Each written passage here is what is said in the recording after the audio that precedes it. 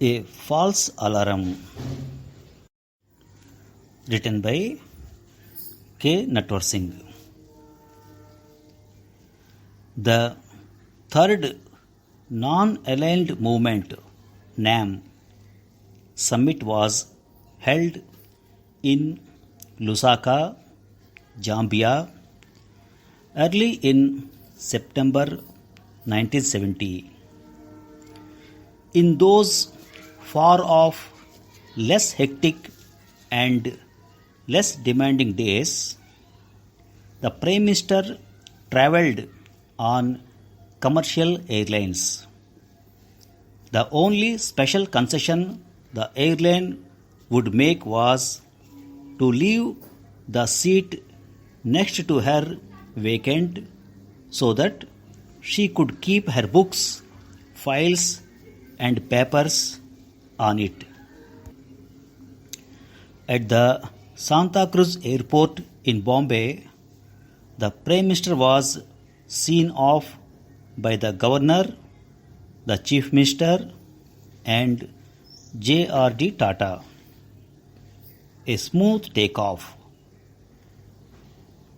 The Arabian Sea was glistening, monsoon clouds thick but not threatening. Besides the Prime Minister, P.N. Haskar, her Principal Secretary, and K.B. Lal, Secretary of Commerce, sat in the first class. The rest of us were chatting away in the economy class. About half an hour after takeoff, Shri B. L. Joshi, the Prime Minister's security officer, was called to the cockpit. He returned looking more than anxious and whispered in my ear, "Natwar Singh ji, the pilot has just told me that one of the passengers is carrying a bomb." A bomb on Indira Gandhi's plane? I got up and informed the Prime Minister. She kept reading. Then, to my astonishment, she said, "It is a hoax. Let us keep going." Very cool. Most impressive. Also, most disconcerting. I went to P.N. Haskar, who asked, "Have you told her?" "Yes, I have." "What did she say?" "It is a hoax. Let us keep going."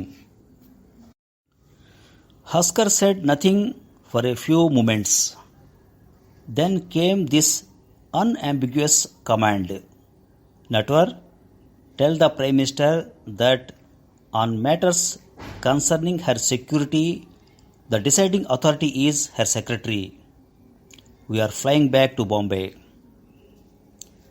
I did as I was told.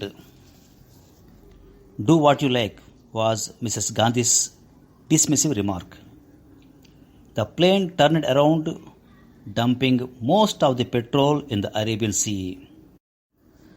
A few minutes before landing, the pilot told Joshi that the man with the bomb was a certain Patel. Vital additional information was also passed on. According to records, no less than 19 Patels were on the plane. While we were still in the air, All India Radio had announced that the Prime Minister was returning to Bombay on account of a passenger carrying a bomb. I later learnt that on hearing this sensational news, my wife had frantically telephoned Mrs. Haskar, who was quite oblivious to it. The fire brigade was in attendance when we landed. All baggage was unloaded. The 19 Patels were all but stripped. no bomb, only undeclared foreign currency.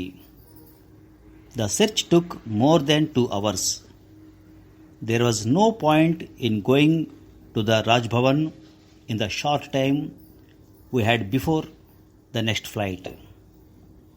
The Prime Minister rested in her lounge and was entertained by J.R.D. Tata, who was also known as a storehouse of jokes.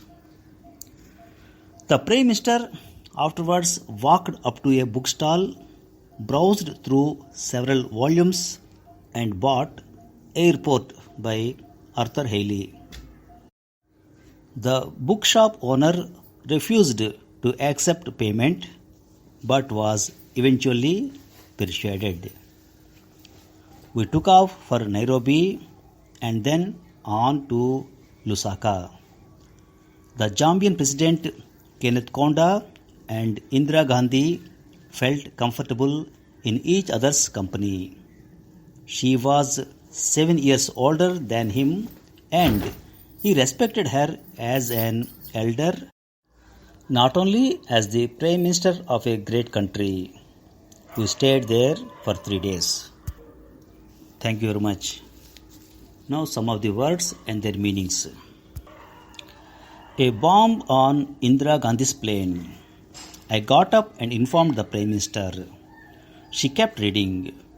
Then, to my astonishment, she said, "It is a hoax. Let's keep going." Very cool. Most impressive. Also, most disconcerting. Disconcerting means making someone feel uncertain and uncomfortable or worried. Husker said nothing for a few moments. Then came this unambiguous command. Unambiguous means expressed in a way that makes it completely clear what is meant.